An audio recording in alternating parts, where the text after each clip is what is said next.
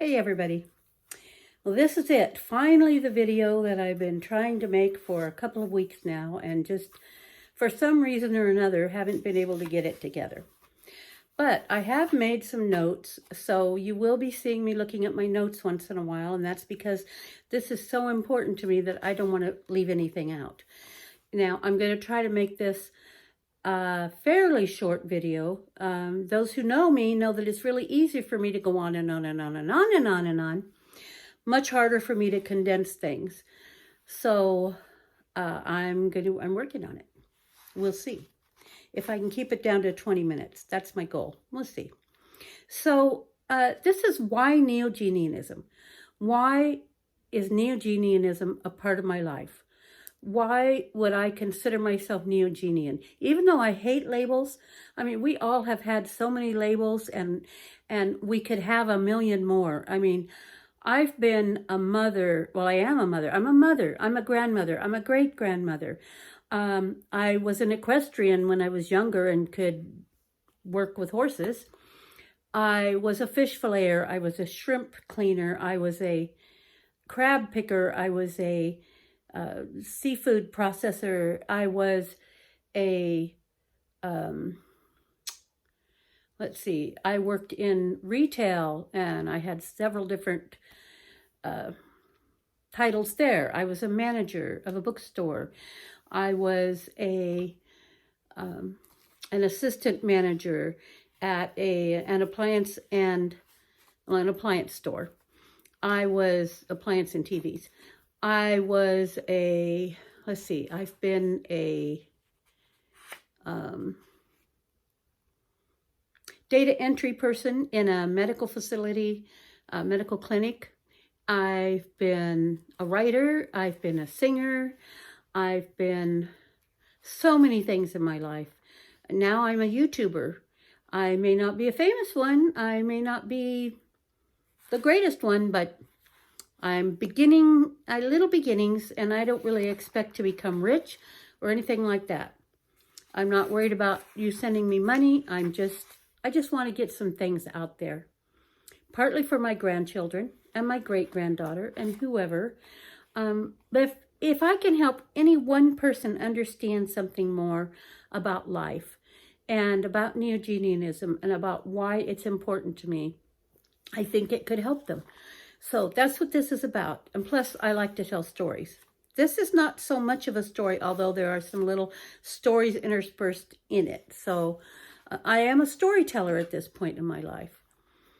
So here we go. First of all, I want to tell you a little bit about myself. I grew up in a very typical 1950s, 1960s household, except for the fact that I was raised by grandparents who had been through World War I, World War II, the Korean War. Then they were, it was the time for the Vietnam War, and that was the era that I grew up in. So I had a little different perspective than most of the people my age. I was born in 1952, so I grew up in the 1960s and 70s. And that was a time of civil rights marches, Martin Luther King, and women's rights, the women's lib movement. There was a lot going on. It was all about hippies and free love and marijuana, pot, whatever you want to call it. There was free love, there were communes. It was a very mixed up time. And then there was President Nixon. He came in he came in about, 1969? I'm not even sure the date. I didn't think to look it up. But 1969 was a really bad year for my generation and for the whole country. I live in the U.S., was born, raised, live in the U.S. Because Charles Manson, if you don't know about that, you'll have to look it up. Charles Manson and his cult, they but they did some murders, and it was very ugly and bad, and the circumstances were terrible. It was it wasn't good. Well, murder's never good, okay? Nobody needs to be murdering anybody. In fact, I'm freaking sick and tired of murder, of killing, of wars, of greed, and greed for power, greed for money. It's money equals power equals greed equals power equals greed equals power, and on it goes. The richest man in the world at one time when I was younger said, somebody asked him, now this was Hubert Hefner, Hugh Hefner, sorry, okay. Hugh Hefner, and he owned Playboy magazine at the time. Somebody asked him how much money was enough, and he said, always a little bit more, because somebody with that mindset always wants more. They don't have enough. We have billionaires now who don't have enough, and it's never enough for them. More so they can, well, okay, I'll get out of that because I'll get into politics here and get myself in trouble. And I'll be getting off the track. If any of you ever saw the movie Alice's Restaurant, that was a pretty good depiction of what life was like for teenagers in that time. Teenagers and people in their early 20s maybe. So if you haven't seen that restaurant, it kind of is hilarious. And you might want to go see it. Check it out. I don't know where you can find it. Probably on YouTube, any of the other places that carry that kind of, old movies. Let's see. I want to make sure. Okay, my grandparents had been through the Depression. They'd been through the stock market crash. They'd been through so many things, and so they had a different perspective. And I grew up with theirs, but I also grew up with a very young perspective. That was my generation's perspective. I grew up with in a very racist household, and I could never understand it. I never understood why anybody should be persecuted, avoided, shunned, or whatever for the color of their skin, the color of their hair, the color of their eyes. I mean, anything. It's just very stupid in my mind. It's ignorant. So, while I wasn't raised in a particularly Christian home, I went to church a lot as a kid because it was just something to do. And I liked it. And I began to learn more and more about the Bible, and that became a theme through my life for many decades. I went to different churches. I was Catholic at one time. I went to Baptist churches. I went to Pentecostal churches. I went to a lot of different churches. While in a Pentecostal church, I went to Bible college, and I went for 2 years, and I got my Associate of Theology degree. I'd show it to you just to prove it, but it got burned up in a fire one time. That's a whole nother long story. I got involved in a little cult in a city in Oregon where I used to live. An old friend of mine who I had always looked up to for spiritual advice to a point, and I had always seen her as a peer, and we'd always gotten along really well and thought much alike. And so I had moved around. I'd moved to California. I'd moved back to Oregon. Oregon's where I'm from. I moved up to Washington. I moved back to California, back to Oregon, back to Washington, where I live now. And when I was in a city in Reedsport, I was raised in Reedsport. This is not the city I'm talking about. I was in another city on the Oregon coast with this friend of mine that had called me up one day, and we were talking, and she said, why don't you come down here? My daughter was raised. She was already having her own family, her children. She got married, was having her children. And this friend of mine said, why don't you come down here and help me with this little group of people that are calling me their pastor now? I thought, okay. By that time, I'd been an assistant to a couple of different pastors. So it just made sense because it made sense at the time. So I went down there. I was involved with her and her little group of people for a couple of years, and it was very cultish, and I finally came to the realization that I just had to get out. When they started having target practices and laying up supplies in her house so that in the event that the police or the ATF or somebody should come in black suits, she would have drills. What would you do if someone in black uniforms came to your house and told you to come out and give up all your guns?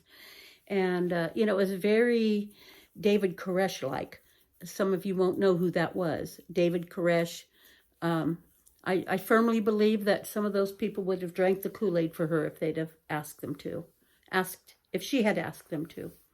So I left that. And by that time, I was feeling very disillusioned.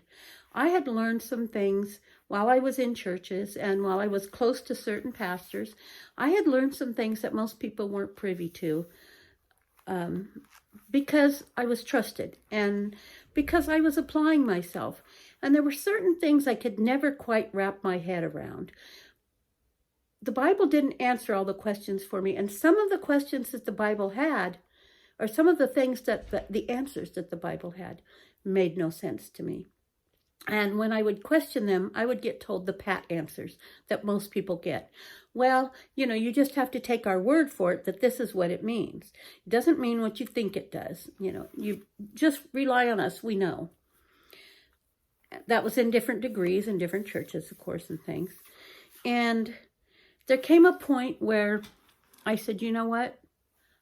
I don't know what to believe anymore. I went to California for a job. It was up in the mountains, beautiful, beautiful up there. I was just, didn't know what to believe anymore. There were certain things that kind of seemed to resonate with me. Native American customs and beliefs, those things really resonated with me. I was engaged to a Cherokee. He wanted to be a teacher. His tribe wanted him to be a medicine man, so he's a little bit of both. He was a very wonderful person. He has since passed away quite some time ago. We never got married. We were engaged for a little while, but we remained friends over years. So I had always applied myself to the Bible. I had read it. I read it through in a week the first time I decided I was going to read the Bible through, all the way through, from start to finish, all the begats, all the so-and-so begat so-and-so begat so-and-so who begat so-and-so and was the father of so-and-so, and on it goes. Numbers, in the book of Numbers. Oh, if you ever want to avoid a book of the Bible, avoid the book of Numbers.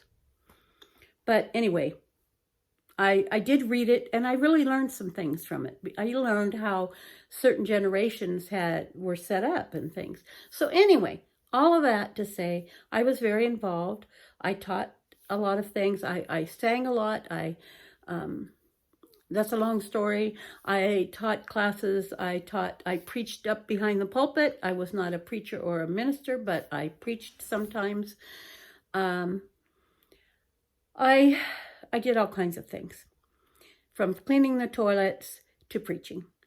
So then, I got 7 minutes left. Okay, let's see what I can do here.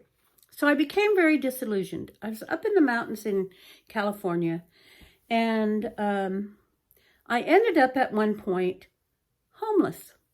Now, I had family that would have taken me in if I had let them know. But I figured, I'd camped all my life as a kid. Growing up, we'd camped. I could deal with this for now. The weather wasn't bad. And so I did what I could. And I was with a few people. We kind of watched out for each other and things. So, but it was a hard time in my life. It was very hard. And it was the scariest time in my life in some ways. But at one point, I was up there in the mountains. I was by myself that day for a while, and I just kind of went out in the woods, and I just thought, I've had enough. I don't know. I feel lost. Not necessarily lost. I felt confused. And like, I didn't know what to believe. I didn't know who to trust. I didn't know whether to trust myself and what to think. And if there was any real truth in the world or in the universe, I didn't know. I didn't believe in a higher power necessarily, because that had failed me too many times. And I know there's Christians out there that are going to listen to this and say, you got to give God a chance, and God always knows best. And sometimes God says no, because he knows best, and it's for your best, and it's going to work out the best, and all that. So But there was so much to it, you know. God, I could go into the Bible forever and talk about the things in there that make no sense. I won't do that right now. I'm just going to tell you, you know, maybe someday if you want to know, let me know in the comments down below. And please subscribe, because it kind of boosts the algorithms, and I kind of like watching that. You know, okay, maybe I got a little ego there. It's nice to know that you're appreciated, or that people want to come back and watch again. But so I could not figure out, I had gotten to the place where I just laid down on the ground. I had to get close to the earth and the ground. I laid down on the ground on my stomach, and I said, okay, this is it. I don't know if there's anybody out there to hear this, and I didn't mean human beings. I don't know if there's anybody or anything out there to hear this, but I'm putting it out there. I don't know if there's any truth. I don't know if there's anybody or anything to trust, and I don't even care anymore. I just want some peace. And all I know is I want good in my life. If there's anything good, that's what I want in my life. If there's anything bad, I don't want that. If it's evil, it's bad in any way, I don't want it. I just want positive, good things in my life. I want to be a positive and a good person. That's all I know, and that's all I care to know at this point. And it just took such a big load off of me. Took a bigger load off of me than when I accepted Jesus Christ back when I was Christian. And I will say back when I was Christian, because I had quit considering myself a Christian at that point. And that's another long story. So, let me check my notes here for a second, because I want to make sure I don't miss anything. Look at these notes. Can you believe these notes? Could you read these? I can, and I could have made them into something more beautiful, and I probably will, but I wanted to get this video out today because I kept saying I would get it out soon. So, it was a black night of the soul for me. If you study Carl Jung, you'll know what that means. It was a black night of the soul. It was a point where I gave up. I was at my lowest in some ways, and yet, like I said, it was a relief. But it began a journey, and it began some battles. It began a journey in me where little things began to come back to mind, things that I had thought before. When I was a kid growing up, and all my life growing up, there were thoughts and things that came to me that I would mention to people, that I would say to people, and I'd get, oh, don't be silly. That's just a silly thought. Don't even think that way. You know, don't say those things.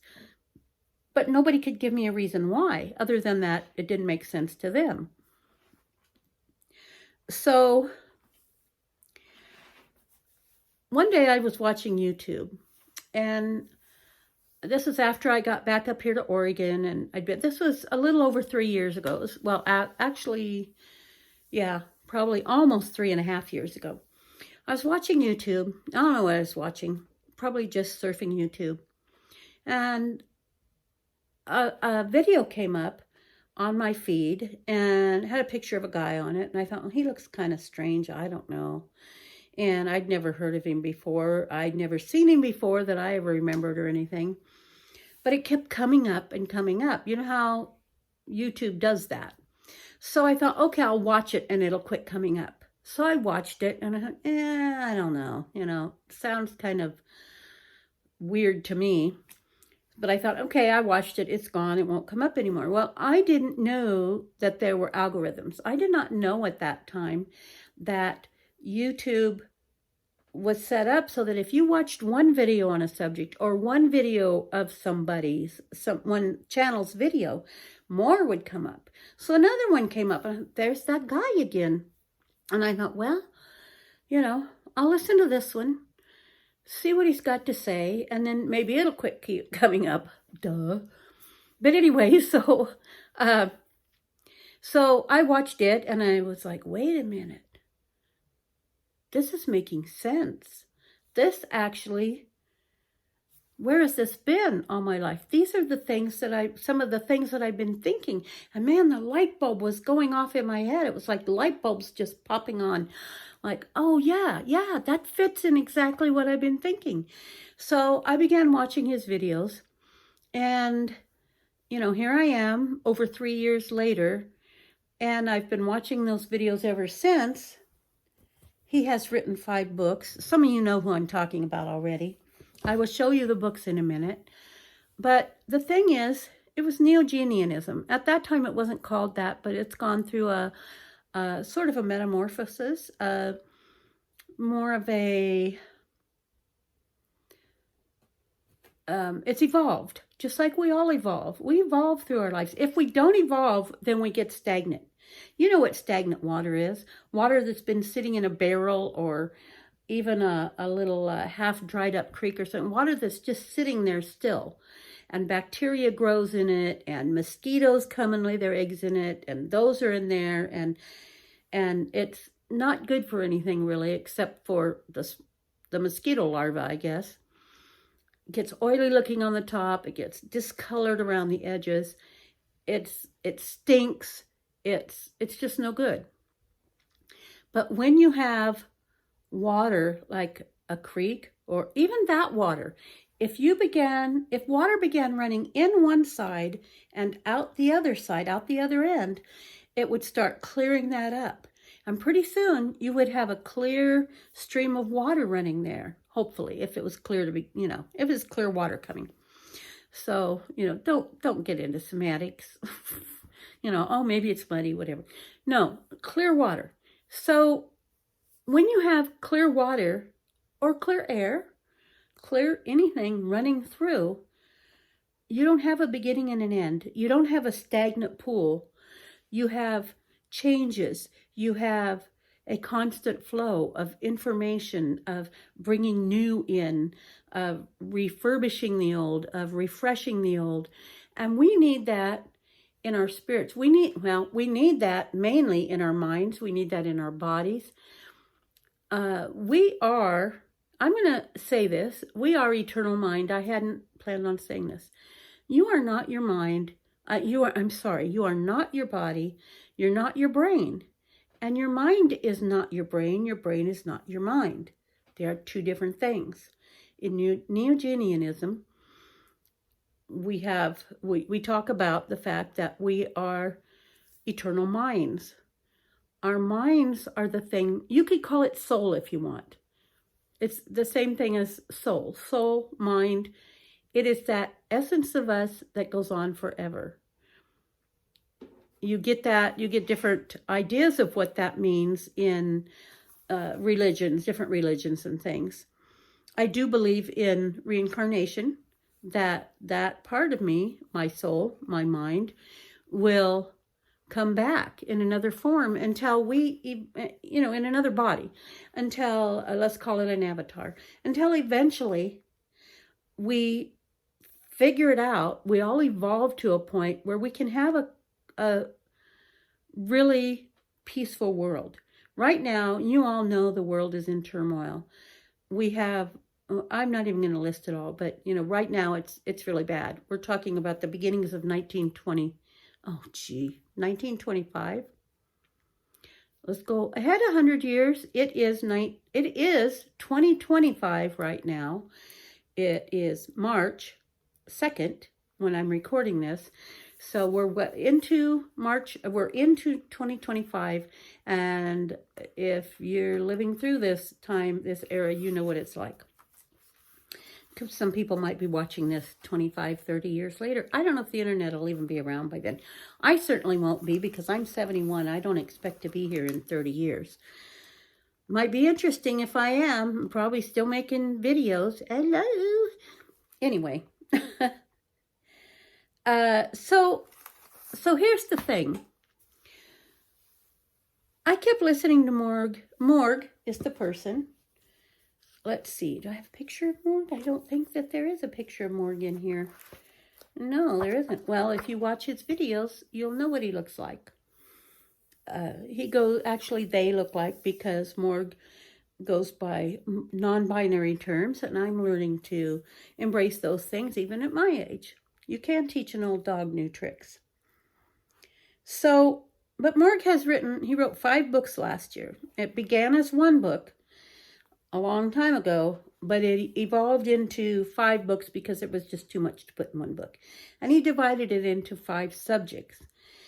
I will show you those books in a minute, and I won't tell you much about them. We'll probably do a review on each one of them eventually, read a little bit out of them and this and that to help explain some things. But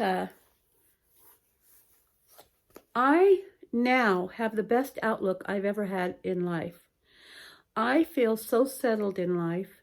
I feel settled in who I am, in what I am, in why I am here, in where I am. When I first came into Neogenianism, I had begun to just feel like, well, this is all there is. You know, I'm going to live until I die. I'll enjoy life until I die, but that's it. And I don't know what comes after that, but you know, it doesn't really matter, but I'm just going to exist. And it wasn't a bad feeling. Sometimes it was, because, you know, when a person starts getting my age and their body isn't working the way it is, and I have disabilities now, I don't drive anymore, so I don't get to go places and do the things I used to do. I can't do the things I used to do. And that's the most depressing thing, probably in my whole life. At this point, that's the most depressing thing. I've been through some things that were horrific, but that was very depressing. It was a very hard time for me. I had to come to some realizations. But in Neogenianism, I realized that I really, really realized how transient this life is, how short it is, and that I will be around. I'll be around again. And how exciting is that to know that I'm going to keep evolving. Now, my hope is that, and I think that this is the way it will be. I'm hoping it, because I really don't know. I can't tell for sure. I can't say, but I think that it seems to me like as we come back around, we keep evolving. Every time we get to bring back a little knowledge with us. We can't remember it all every time, because if we could remember it, can you imagine how overwhelming if I had to remember every life I've had over thousands of years, maybe millions of years? We just couldn't do it. It would be too confusing. So we learn new lessons each time, or we learn some of the old lessons again until they really get seated inside us. I want to read a quote for you. I have to find it here. I have it somewhere. It sums up some of it for me. Where did I write it?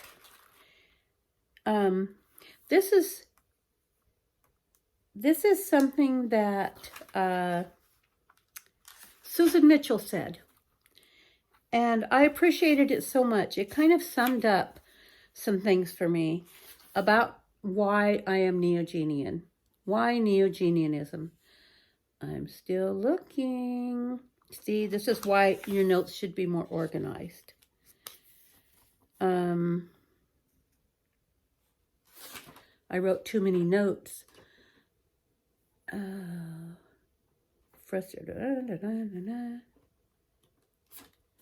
Well, see, now I don't find it. So where did I write it? Maybe I wrote it on another piece of paper and didn't get it into these notes. Oh, wait, no. Okay, well, here's what it was. Sorry, Susan, but I'm going to look it up and I'm going to quote you eventually. Did I write it over here? Nope. Okay, well, hold on.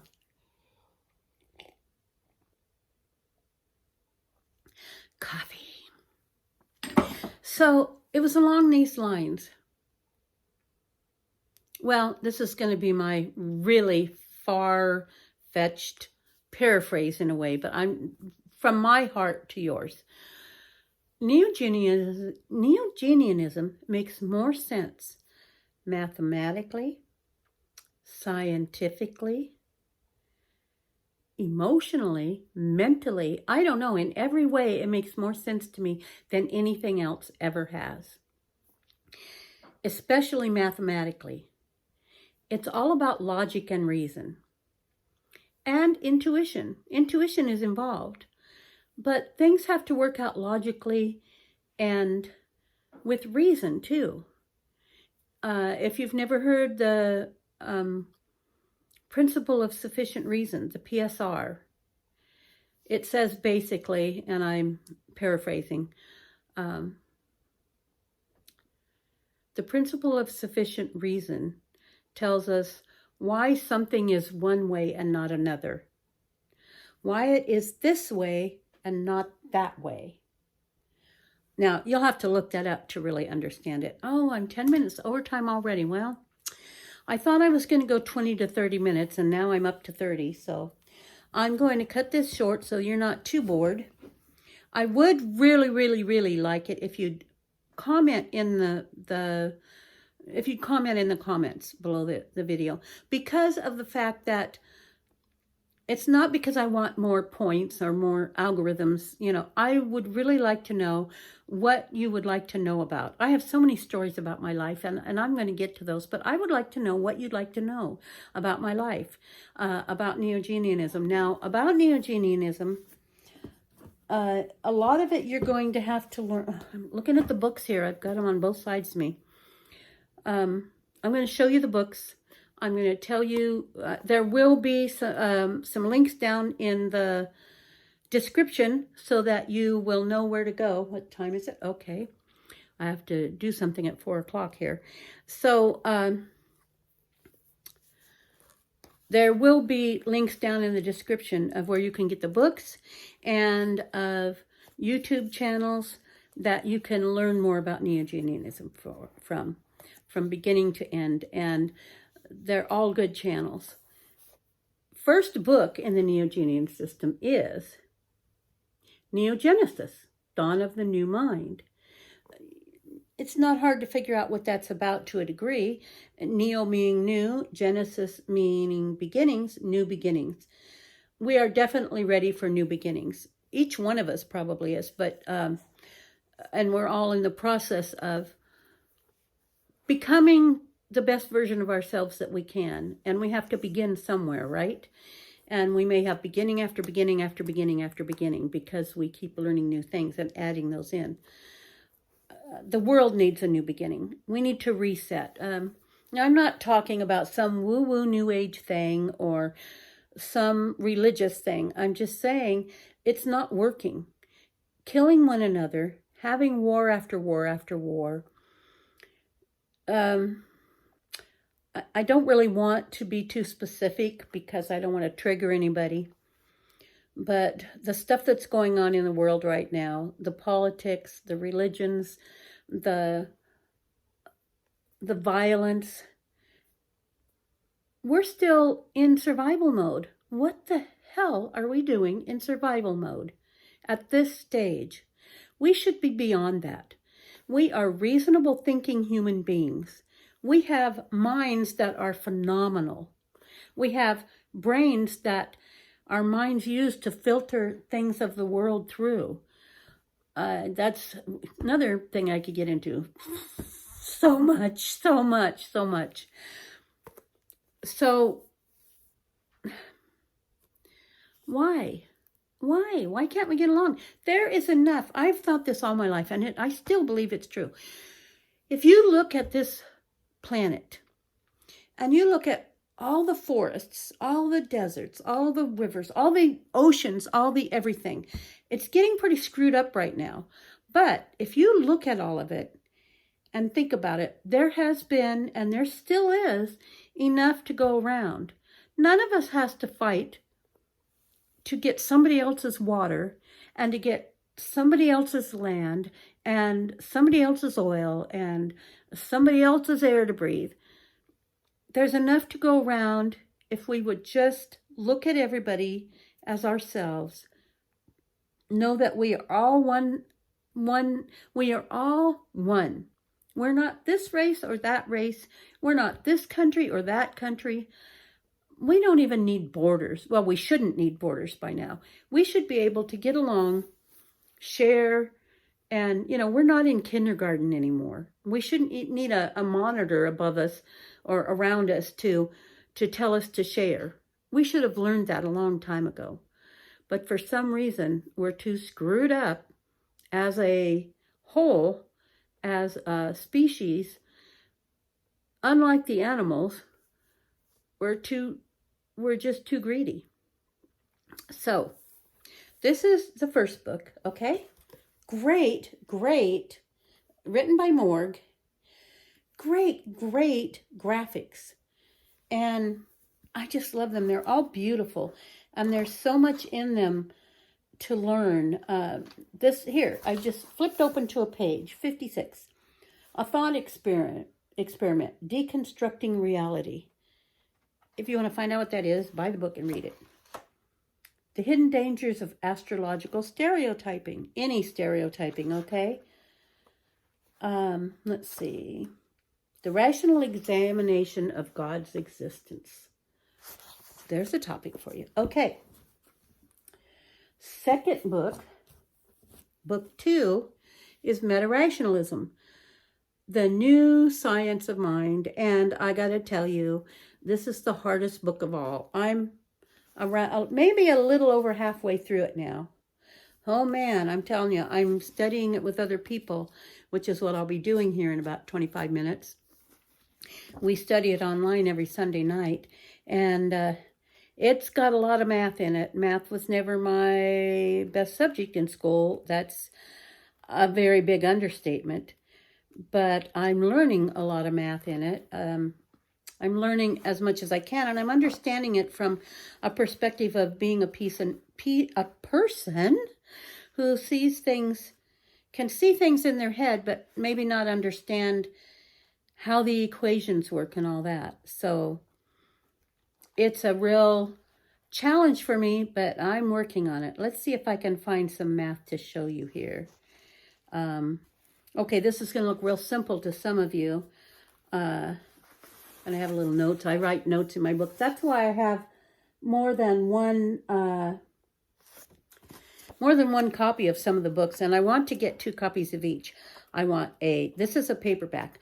I want a paperback of each and a hardcover of each, so that I can wear the paperback out, writing in it and all of that, and keep the hardcover nice and neat and tidy, so that it's not like that. And so it's not falling apart like my Bible used to be when I was studying it. The holos, the perceived physicality of space-time. Imaginary numbers and the essence of time. Before that, way back, is what is dimensionless speed. Yeah, there's a lot in this book. Another good picture, see? Yeah. Okay, that's book 2. Book 3, moving on here.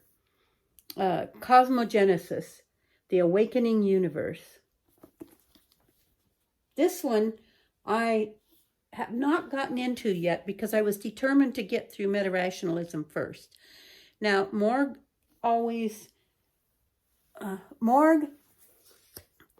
recommends starting with book 1, NEOGENESIS, and I do too. Now, for those people who maybe have been following Morgue and know something about NEOGENESIS, they might want to skip. And he says you don't have to read them in order. You don't have to read them in order. I tend to be that kind of person. My daughter calls me. She tells me I have OCD. I don't know. But anyway, COSMOGENESIS, I'm looking forward to getting through this. Okay. I don't want to keep you here too much longer, so I'm trying to get through these. Book 4, TELEOCRACY. TELEOCRACY, Creating the New Earth. I'm going to read the back of this one because I think it's really exciting. I'm just going to read part of, let's see. It's TELEOCRACY, Creating the New Earth is the 4th book in the Neogenian System. The essence of this book is to lay out a broad visionary framework for an interconnected, harmonious future that maximizes the quality of life for all. That's what I'm talking about. Teleocracy involves not only addressing material needs, but also nurturing the spiritual, emotional, and intellectual growth of individuals and communities. By cultivating environments that support creativity, learning, purpose, meaning, and personal development, we can enable everyone to realize their potential and contribute to the collective awakening of consciousness. We are universal citizens, shaping the destiny of our planet and the universe. Now, how does that sound? I started to read this one. I'm part of the way into it because it's just so interesting to me. The fifth and last book. The fifth and last. Yeah. Psychogenesis. Self and universal transformation. This is going to be great. I haven't started it yet, but I'm going to start it soon because I've just got to read something besides studying METARATIONALISM. That one's just bogging me down a little bit, but I'm going to get through it. And for some of you, it's going to be a breeze. If you're a math person, you're going to fly through. Where is it? METARATIONALISm. Okay, but this one, I think this might almost be the best one to read to start out with, unless you really need the foundation of what Neogenianism is. And that one's an easy read. You'll go through that one pretty quickly, the first book. But this one has a lot of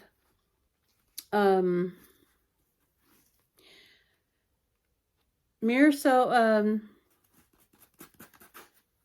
I'm going blank here. Shadow self, mirror self, power self, some Carl Jung psychology in it about improving yourself, about going through those things, integrating those things into our lives, and becoming the best version of ourselves that we can. It has some other things in it that there's Nietzsche and the will to power, the perceived best action principle. It's in the section called will forming. Whoops. I'm so smooth here. Isn't it great to see YouTubers who are very professional and smooth? It is, but you ain't getting that here. That's because I purposed to do this in a laid-back way that would be friendly and warm, and it's maybe a little too laid back. Let me know if it is for you. I won't be changing it tremendously because I really don't want it to just be a polished thing. There's enough AI stuff out there and polished people that it's nice to see somebody who just shares what they think. Now, I could do it in a little better manner, and I could do it a little quicker. I'm at 42 minutes. I don't believe it. I am sorry, folks. If you've made it this far, thank you so much for bothering. Thank you for paying attention. And I'm glad that you got to see the books. Like I said, there'll be links down in the bottom. There'll be a description. There'll be links. And I love you all. Thank you so much for coming. And I'll see you next time. And it won't be so long. And it won't be, hopefully it won't be boring. Hopefully this one hasn't been boring. Okay, I'm rambling. I gotta go. I'll see you next time.